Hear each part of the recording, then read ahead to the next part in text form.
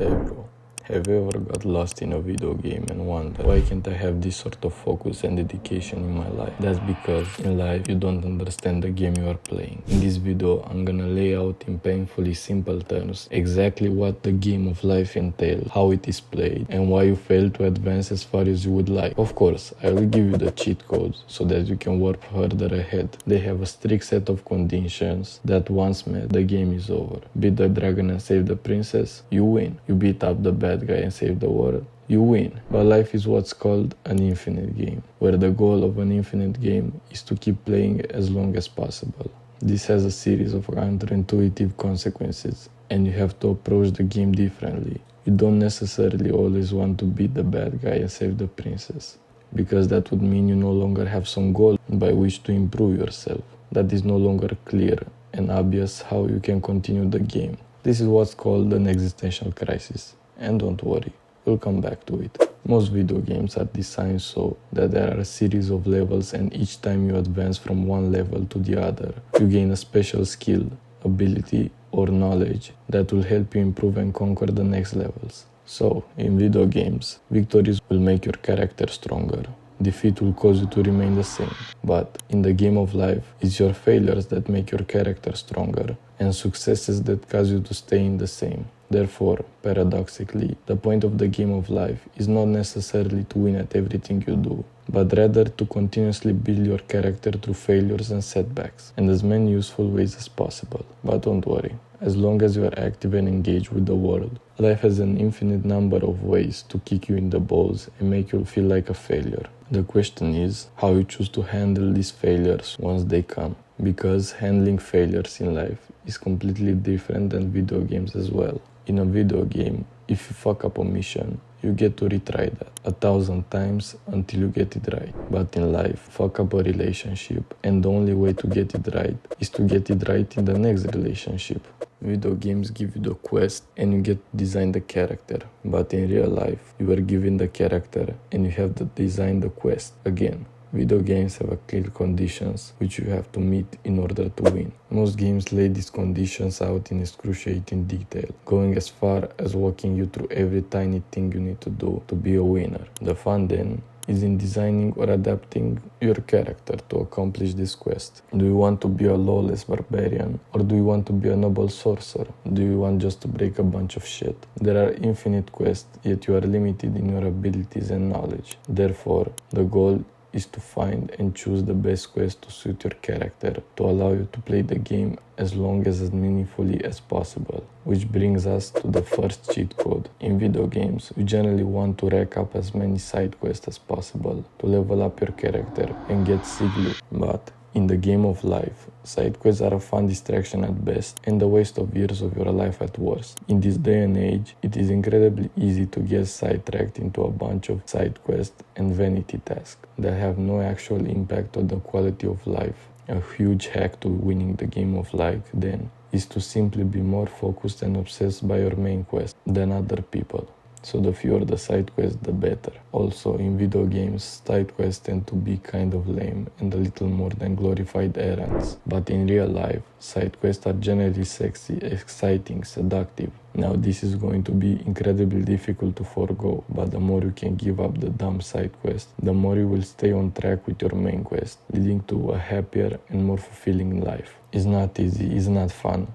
But you know, that's the whole thing about being the hero. You have to give up stuff. In video games, you know who your character is from the first moment you start the game. You know how well you can run, jump, pick up things, or shoot. In some cases, you even get to pick who your character is and all the traits that they have. The game of life is weird, because for the first few decades, you don't actually know who your character is. You don't know where you're good at, and you don't know what your talents are.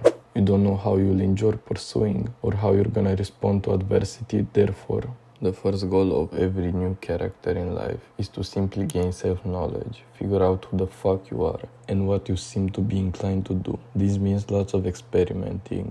Go out and try some simple quest lines. See how far you can get. Join the debate club. Oh wait, you hate speaking in front of people. Have social anxiety. Alright, maybe do the math Olympiad or something. Oh wait, you're terrible at math. Okay, maybe try solving a Rubik's Cube blindfolded. Suck at that too. Okay, maybe become like this kid.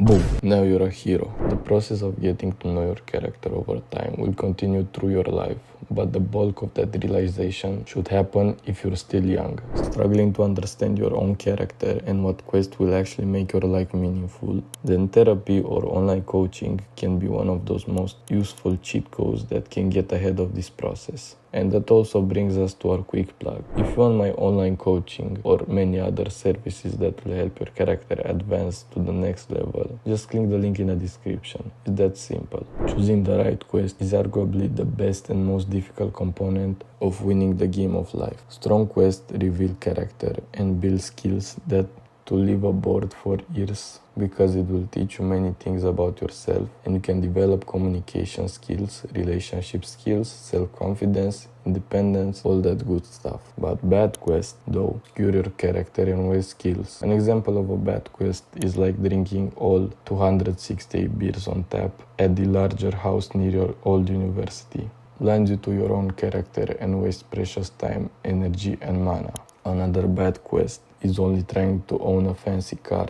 Not only does this quest not build many skills, but is likely motivated by hiding who you are from the world. This is actually one of the biggest mistakes that people make when choosing quest. They mistake someone else's quest line for their own. You owning a Lamborghini is likely not your own quest line. It's the quest line of the marketers working at Lamborghini or some douchey YouTuber who wants you to envy their quest line. Many times in life, people will try to impose their quest lines on you in hopes that you will complete it for them. This could be your parents wanting you to go to a certain type of school, or partner wants you to fix their emotional problems, or maybe companies just marketing their useless shit. Do not be seduced by other people's quest lines. It's easy to give in and try to chase other people's dreams because it relieves you of your responsibility. Choosing your own boundaries sounds like a wishy-washy term that your Aunt Margaret says before giving you a tarot reading, but boundaries are actually an incredible practical and important relationship tool that I would argue everybody should know and learn.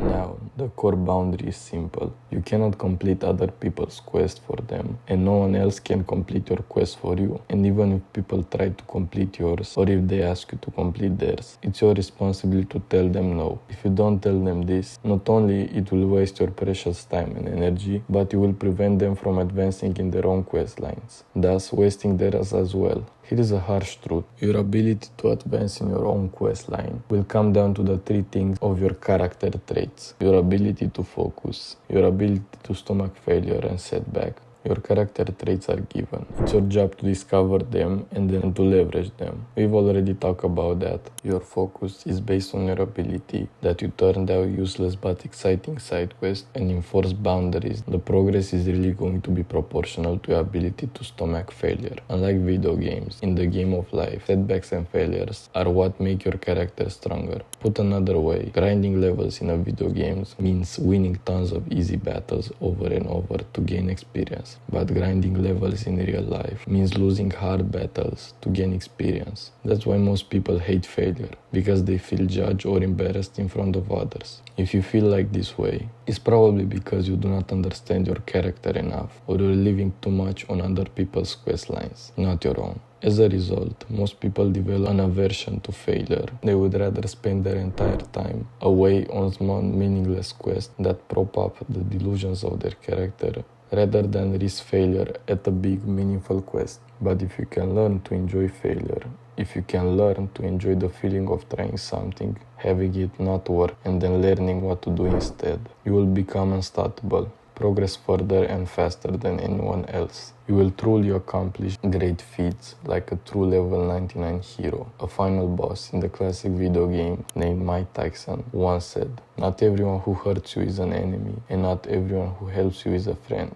It's important to realize that while on your quest, you will meet many people who naturally align with your quest and many who do not. This is inevitable. The challenge in the game of life is less about avoiding enemies and simply recognizing who they are, and enemies who try to divert you from accomplishing your quest. Some enemies do this because of their quest, but most enemies do it simply because they envy the progress that you could potentially make. They believe that you progressing in your quest somehow diminishes the progress that they've made in their own quest. This is the envy trap. When we see others advancing far in their quest, quest lines that sometimes makes us feel inadequate in our own. But this actually makes no sense. We are different characters, usually have no idea of the sacrifice that other people have made, and their quest is simply to stay focused on your own. You do not know what people gave up for their success. Therefore, it's impossible to truly envy what they have. Put another way, we cannot envy the benefits of someone's life without also envying the cost. And finally, there will be people who naturally align their quest with yours. These are special people, and you should take great care of them when you come across them. Not only because they will aid you on your quest, but because all of the cliches are true.